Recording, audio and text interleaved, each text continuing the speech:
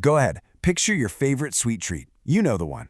Maybe it's a warm, gooey cookie, a scoop of creamy ice cream, or just a perfect velvety piece of cake. Ever stop and wonder why that first bite feels so incredibly good? Well, today we're going to dive deep into the science of exactly what's happening inside your head. This is the story of how sugar affects your brain.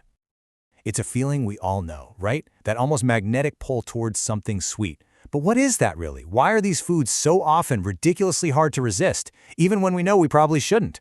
That's the big question we're going to unpack together. So to really get to the why, we've got to start with the what. Let's begin with the basics, the simple, powerful allure of sugar itself.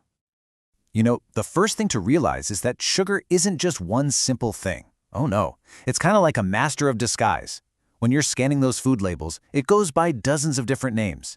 You'll see things like glucose, fructose, sucrose, high fructose corn syrup, and even things that sound kind of healthy, like raw sugar and honey, are all just different forms of sugar setting off the exact same reactions in your brain. And it's not just hiding in the obvious places, the usual suspects. I mean, sure, we expect it in candy and desserts, but it's also added to countless foods you eat every day. We're talking tomato sauce, yogurt, dried fruit. Even those healthy granola bars are often absolutely packed with added sugar. Its ability to be everywhere is a huge piece of this puzzle.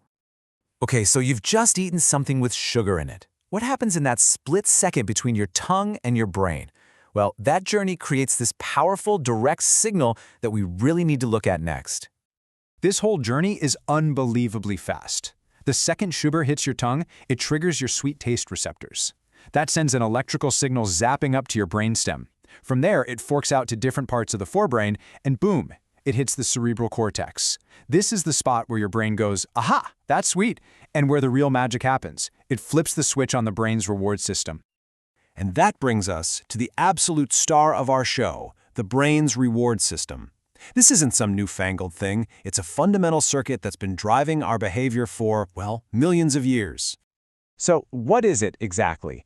At its core, the reward system is basically a complex network that's constantly, subconsciously, asking and answering one vital question. Should I do that again?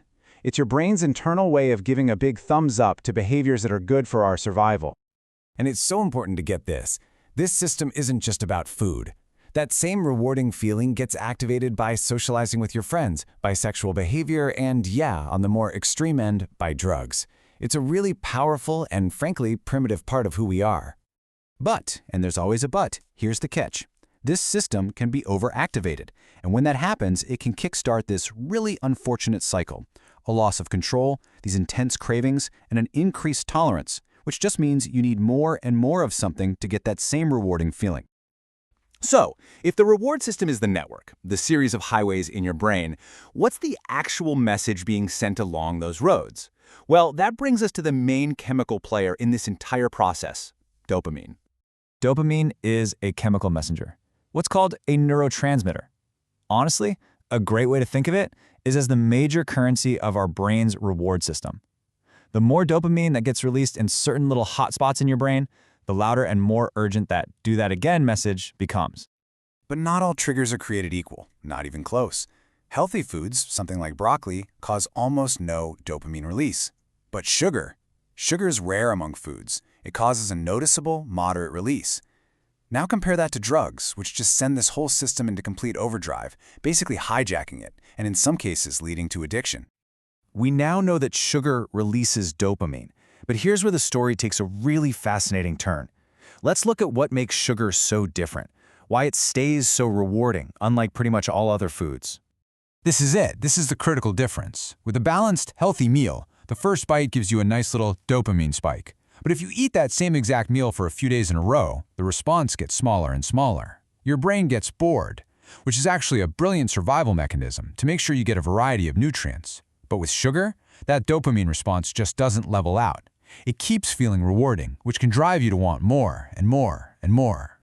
This really unique neurological response leads to a pretty powerful conclusion from the research. Because its effect on our dopamine doesn't really diminish the way it does for other foods, the source material states that, in this way, sugar behaves a little bit like a drug. So let's just put it all together. Every single time you eat sugar, it kickstarts this powerful domino effect. You get the sweet taste, that sends the signal to the brain, which activates the reward system, and that releases the dopamine. It's this incredibly reliable loop that sparks that rewarding feeling again and again. Now, listen, the point of all this is not to demonize sugar. Having a piece of cake at a birthday party isn't going to totally rewire your brain. The goal here is just understanding. By seeing the powerful biological process that's actually at play, we can better understand the effects of overconsumption and maybe just be a little more mindful. And that brings us to our final thought.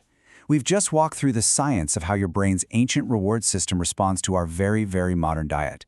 So the question I want to leave you with is this.